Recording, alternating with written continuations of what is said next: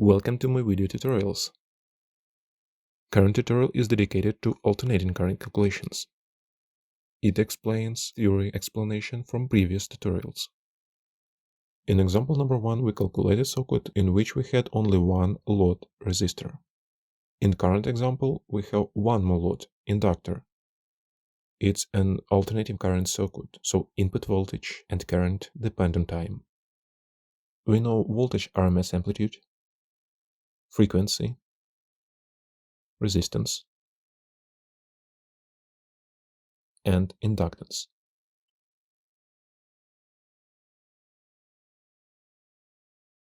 We need to find power factor, current, active power, reactive power, and total power.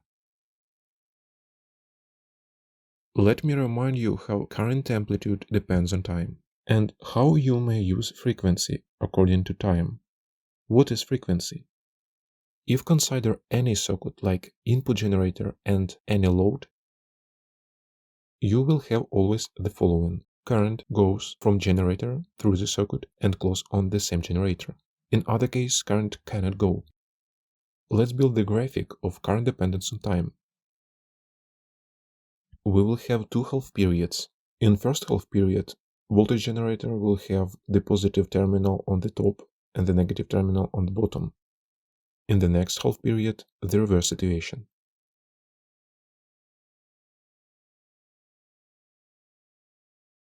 So graphic will look like this.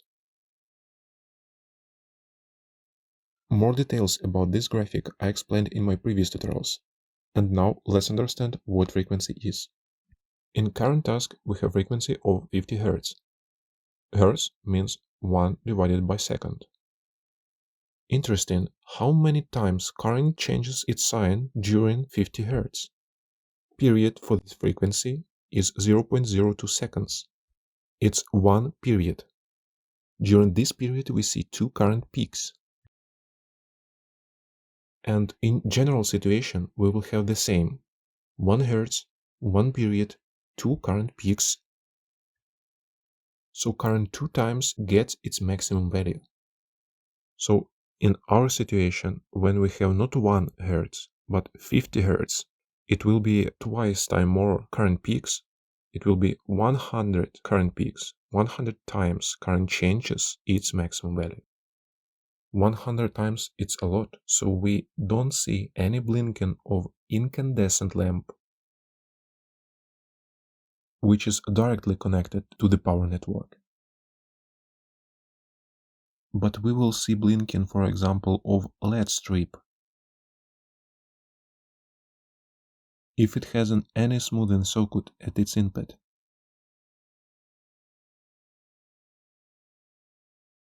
Because diode passes through only one half period of current.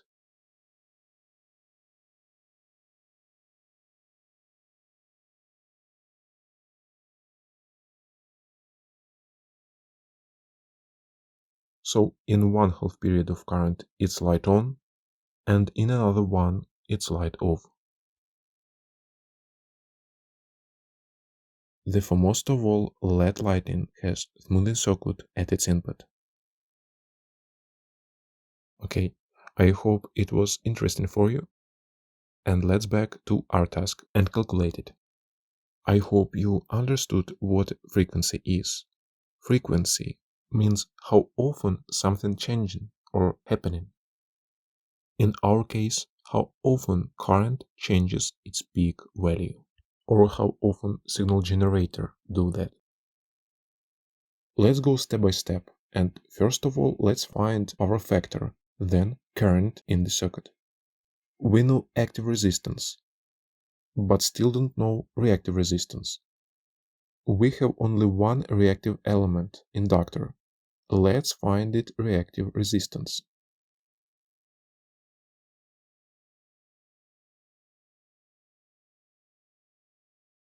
Okay, and now we can find circuit impedance.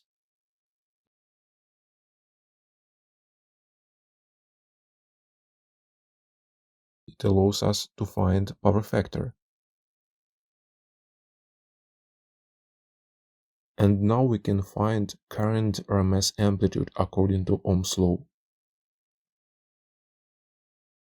As a result, we know everything which we need to calculate powers: active power, reactive power, and total power. Active power can be found in two ways.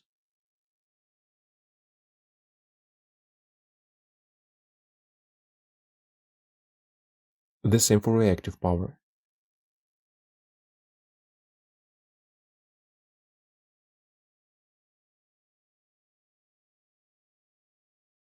And now we can easily find the total power.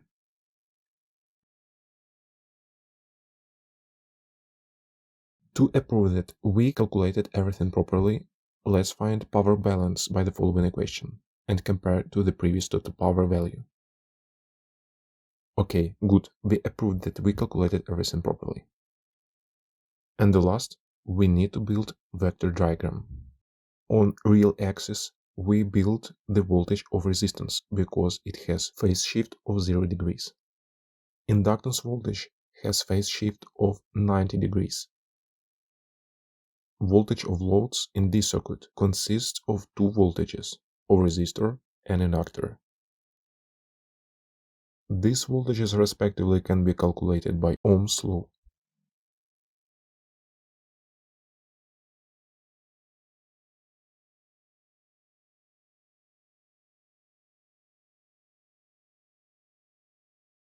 And this is the vector of total voltage with a respective phase shift phi.